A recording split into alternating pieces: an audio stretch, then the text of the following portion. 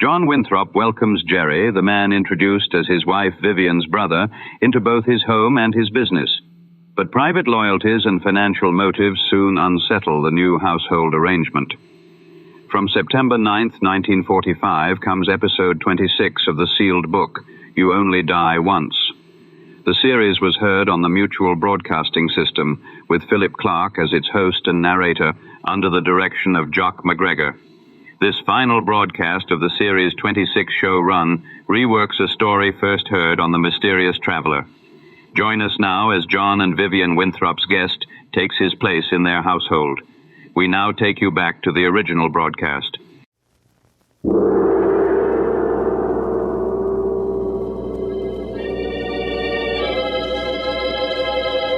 The Sealed Book.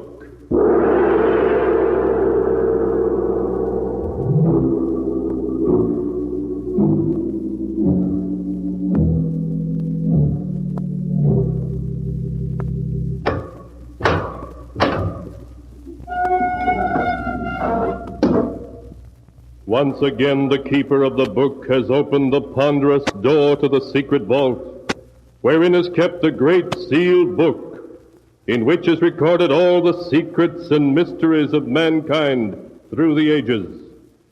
Here are tales of every kind, tales of murder, of madness, of dark deeds, strange and terrible beyond all belief.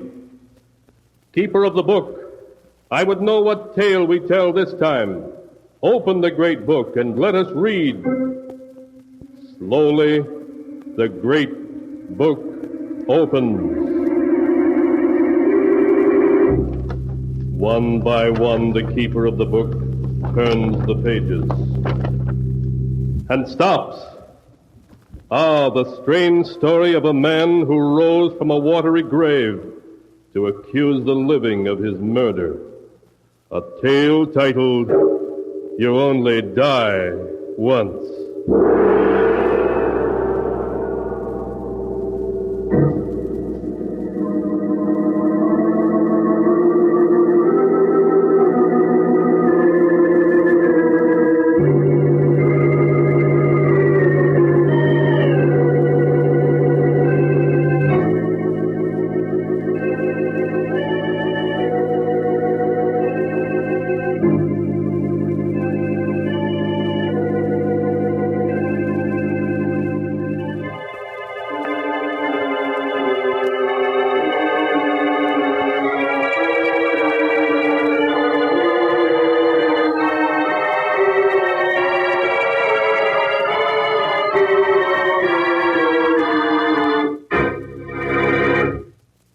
Here is the tale, You Only Die Once, as it is written in the pages of the sealed book. The story begins some years ago in the beautiful Winthrop mansion on the Hudson River. It is early evening, and John Winthrop, just home from the city, enters the drawing room to find his wife, Vivian, reading a telegram. Good evening, darling. Who's the telegram from? Oh, John, it's from my brother, Jerry. He's arriving tonight from Los Angeles. His train gets into Grand Central at 10 o'clock. Well, that's fine. I'm very anxious to meet your brother, darling. Oh, John, you'll love him. Jerry's a grand person. I'm sure he is, Vivian, if he's anything like his sister. Oh, for that you deserve a kiss. Oh, John, I'm so excited about Jerry's visit. Well, if having Jerry here makes you so happy, we'll have to make his stay a permanent one. Come on, darling, let's go to dinner.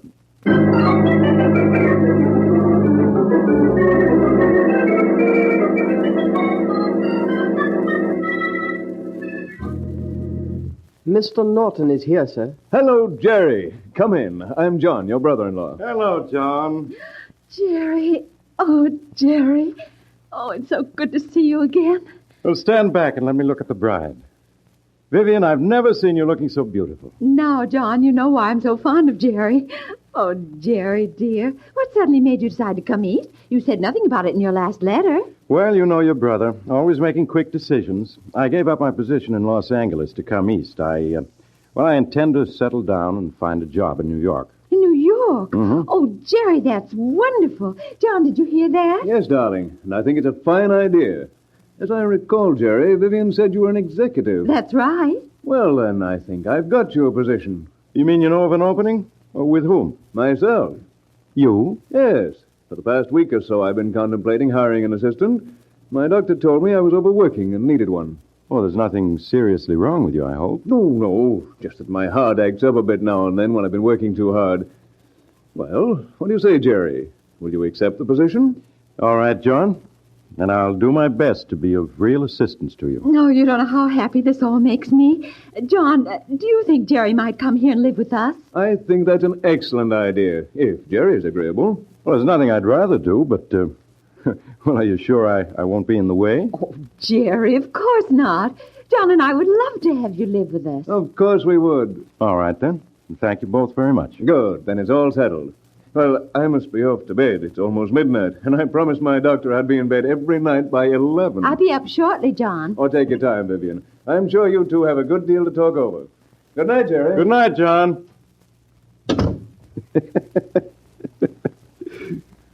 Well, sis, how have you been? Oh, darling, if you only knew how much I've missed you these past months.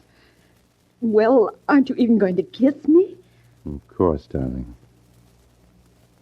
Oh, darling, I've waited a long time for that. It seems years. It's only been 6 months. How have you been doing, darling? Not bad. Not bad at all. See this diamond bracelet? It was my wedding present from John. What else have you gotten? 2 other bracelets, a necklace, and 4 rings. What's it all worth? Amounts to a little over 100,000. Not bad, considering you've only been married 3 months. Oh, how much longer will I have to go on keeping up the act, though, Jerry? Never give up a gold mine until it's played out. And unless I miss my guess, John is still good for plenty more. He's a very rich man. Exactly. So you and I are staying here until we've worked, John, for every cent you can get. Then when the time is ripe, you'll sue for a divorce and a big cash settlement.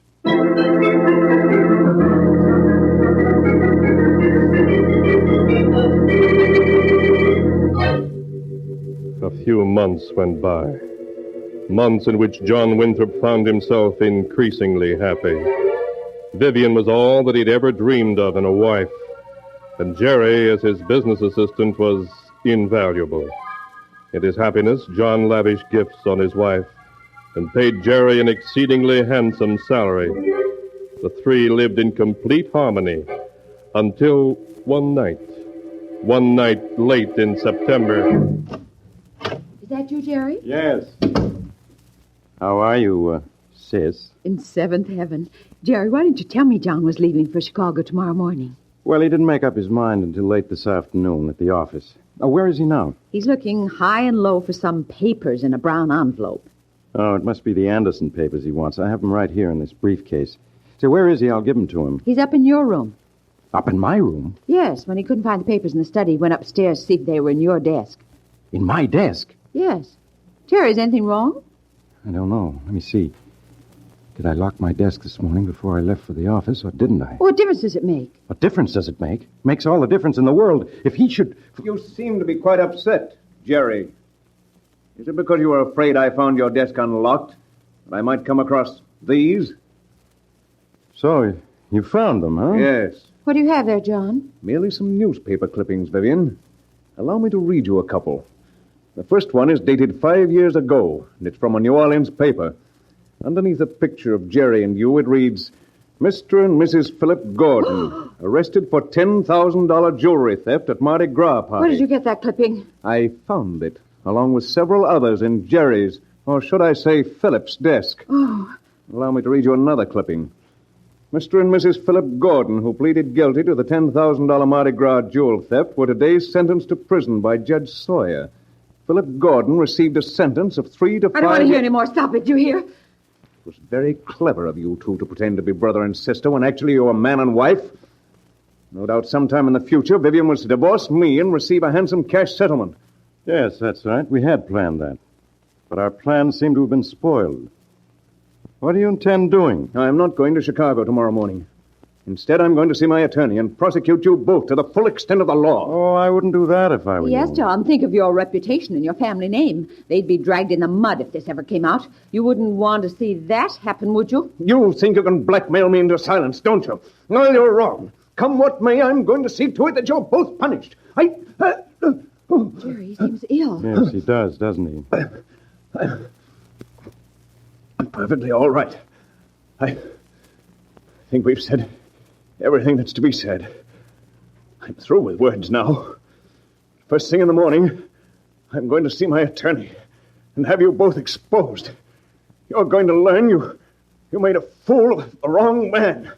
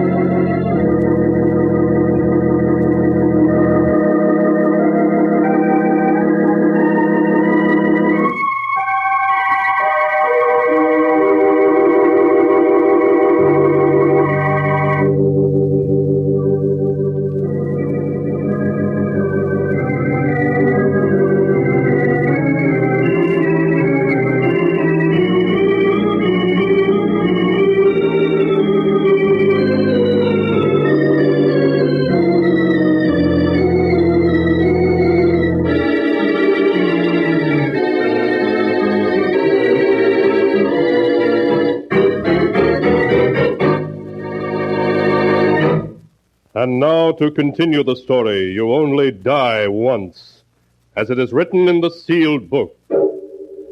After John had gone to bed, Jerry silently paced up and down the drawing room, trying to figure a way out of their dilemma. Vivian watched him anxiously, her face pale and drawn. If John goes to his attorney in the morning, it'll mean stiff prison sentences for the two of us. You can be sure of that. Jerry, I couldn't stand going to prison again. To be separated from you. If they send me to prison, I'll die. You know how I feel, darling. The same way. There's only one way out. One way out? Yes. We must see to it that John doesn't go to his attorney in the morning. Jerry, you don't mean... Oh, no, Jerry, no. We don't get rid of him, it'll mean prison. Do you prefer that? Oh, no, but I'm so afraid. There's nothing to be afraid of. I have a scheme that can't miss if we play our cards right. Are you sure? Positive. The best thing about it is its simplicity. What is this scheme of yours? John's gun is in that desk over there. I'll use it to get rid of him. Once that's done, you and I will carry him down to the boathouse. To the boathouse? Yes. There I'll fasten some weights securely to the body. Then we'll take him out in the launch to the deepest part of the river and drop him in. The weights will take him to the bottom and keep him there. But, Jerry, in a few days they'll start looking for him. They'll drag the river. They'll start looking for him, but they won't drag the river. For as far as the police are concerned, John will have gone to Chicago. But how are you going to make them believe that? It's very simple. I have here John's ticket on the 6:30 train tomorrow morning for Chicago. After we've disposed of the body, you'll drive me to Grand Central Station, where I'll board the train as John Winthrop. Oh, but, Jerry, you could never pass as John. You're so much younger. Nonsense. John and I are about the same height and build. If I were to wear John's glasses and a false mustache, in the early morning light, no one would notice the difference. You wouldn't actually go to Chicago, would you? Of course not. After I'd made sure that I was seen by the conductor and the porter at the station, I'd secretly slip off the train at the first stop. Oh, I see. A few days later, we'd notify the police that John had gone to Chicago, and we were worried as we hadn't heard from him. They'd naturally check to see if he'd taken the train. The conductor and porter would satisfy them on that score. The police would begin a nationwide search. But, darling, they'll ask questions, hundreds of questions. All we have to say is that you drove John to Grand Central Station and watched him leave on the train to Chicago. Stick to that story, and we're safe. Do you understand? Oh, yes, Jerry. Remember, that's all you know. John got the 6:30 train for Chicago, and that was the last you saw of him. All right, darling. I won't slip up. That's the spirit. Now, it's just 11 o'clock. We'll wait 2 hours to give John a chance to fall asleep. At 1 o'clock, we'll go up to his room and do what must be done.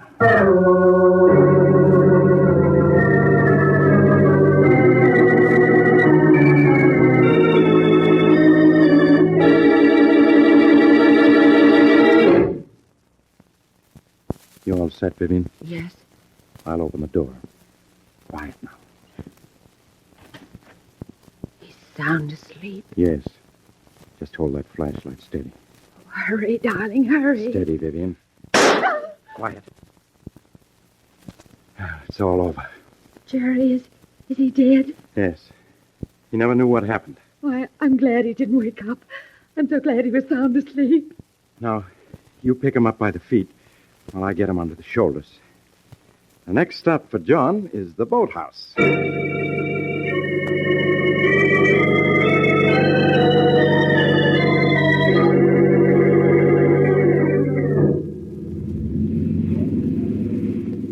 The river's the deepest, just about 50 yards from here, Jerry. Then that's the place for us. Cut the motor when we reach it. We're just about there, Jerry. I'll cut the engine and we'll drift the rest of the way. You'll have to give me a hand with him, Vivian. With these weights around him, he's quite heavy. All right. What do you want me to do? You take his feet while I take him by the shoulders. When I give the word, we'll both lift and toss him over the side. You ready? Yes. Then lift. Oh, Jerry, he's so heavy. Just a little more.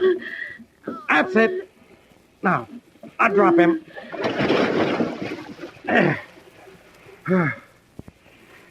Well, darling, that's the last of Mr. John Winthrop.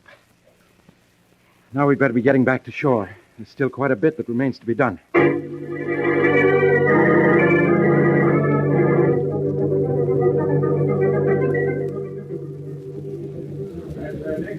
Keep your hat pulled down and your collar up, Jerry. Right. Pardon me, conductor, but can you tell me where my compartment is? The name is Winthrop. John Winthrop. You have your ticket, Mr. Winthrop? You have it, don't you, darling? Oh, yes, here it is, conductor. Now, let's see. Car 3476. That's this car right here. You just go aboard. The porter will show you to your compartment. Thank you, conductor. That's quite all right, Mr. Winthrop. I think we can count on him to remember I got on this train. I'll pick you up at the 125th Street station. Right. I'll wait there till you arrive. Goodbye, John. Take care of yourself. I will, Vivian. I'll phone you tomorrow night from Chicago. Don't forget, John. I won't. Bye.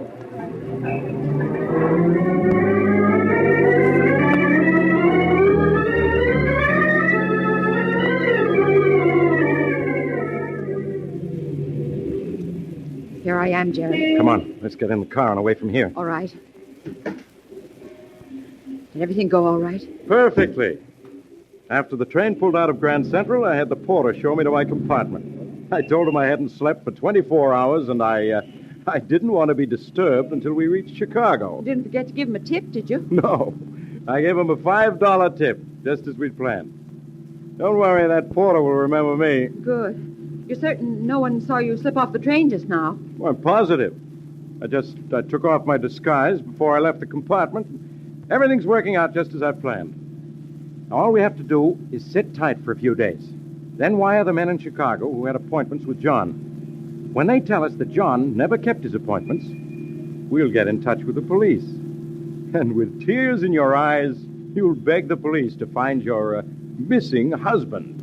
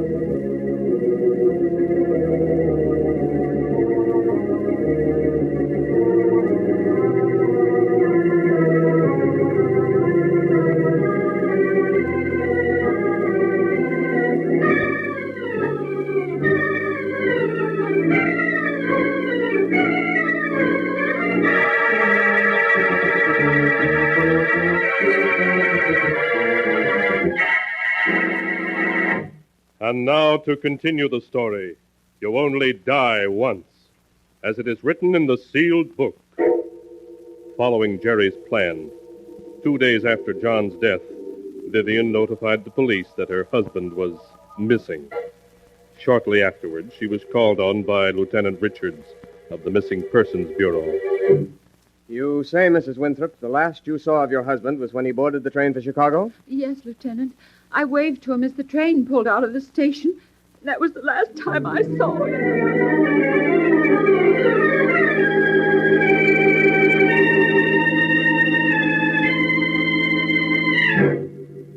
A week passed, and then 2. But the police found no trace of John Winthrop. It was as though he had vanished off the face of the earth after he had boarded the train for Chicago.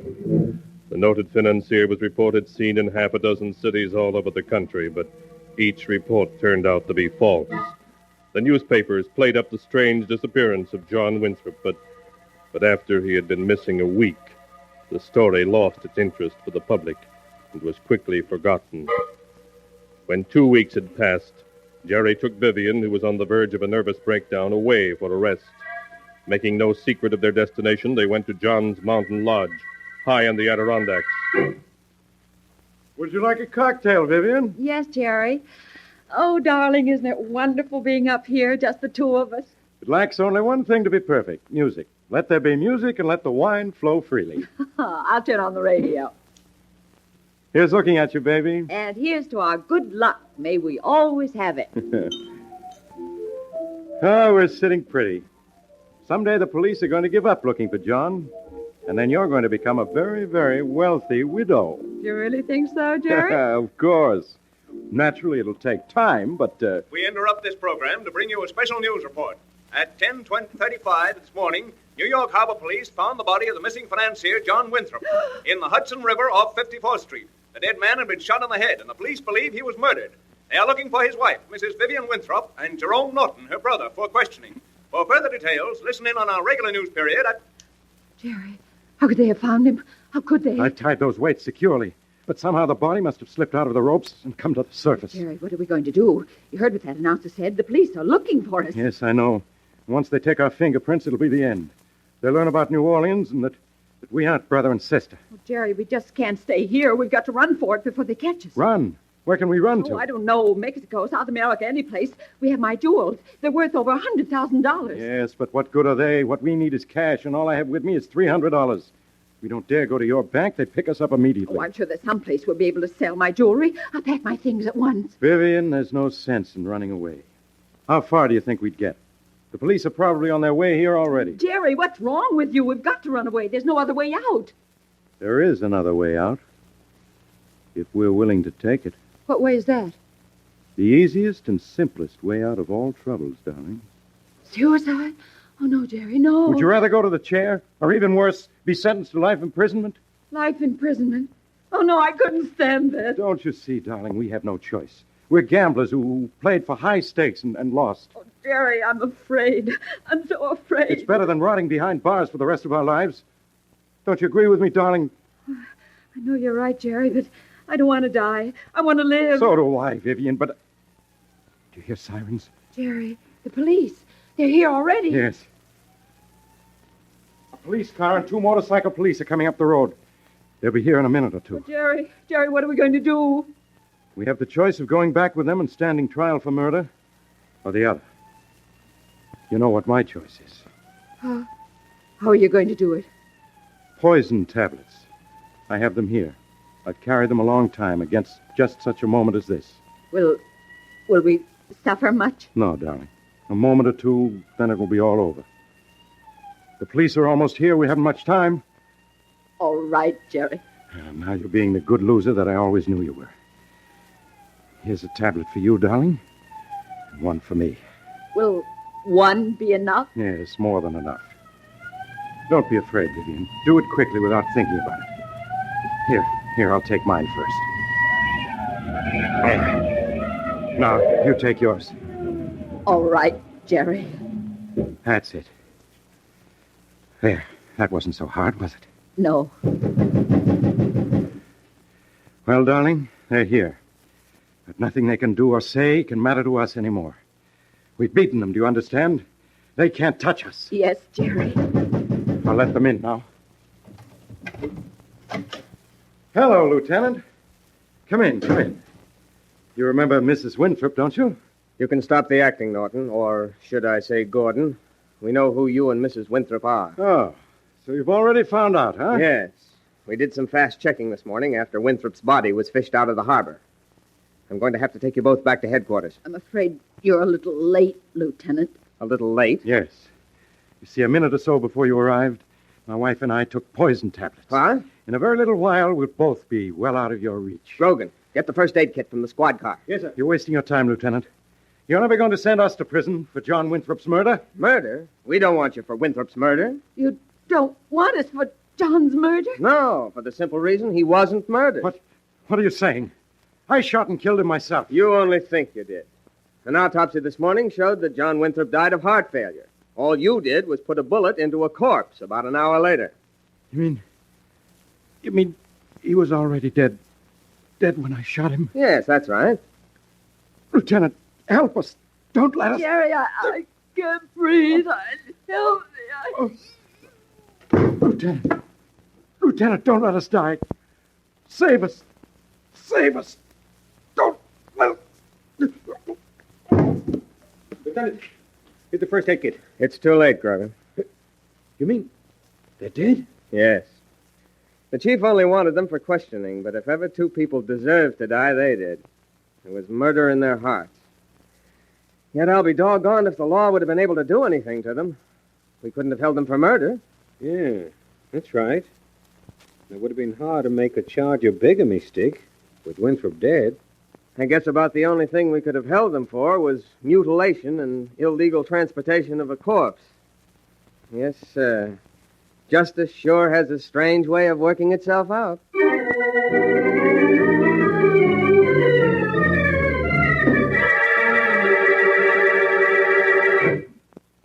And so ends the tale.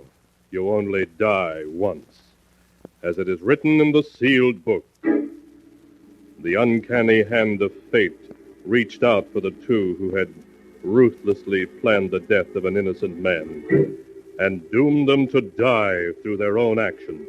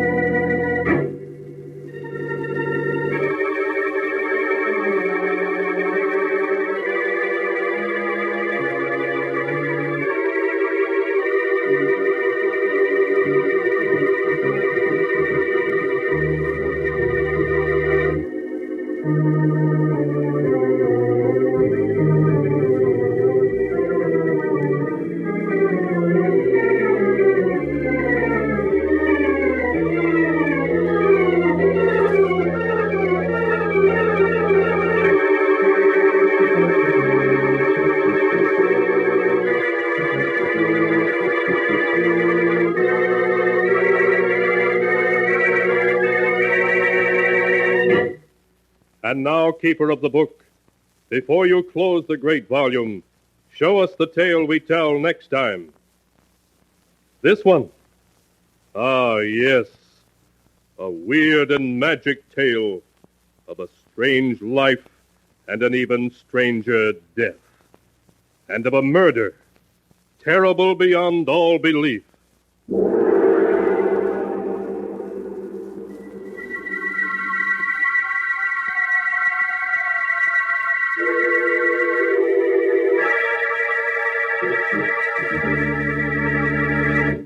Be sure to be with us again next time when the sound of the great gong heralds another strange and exciting tale from The Sealed Book. The Sealed Book, produced and directed by Jock McGregor, is written by Bob Arthur and David Cogan. That was The Sealed Book, You Only Die Once. Follow The Sealed Book for more classic mystery and supernatural broadcasts.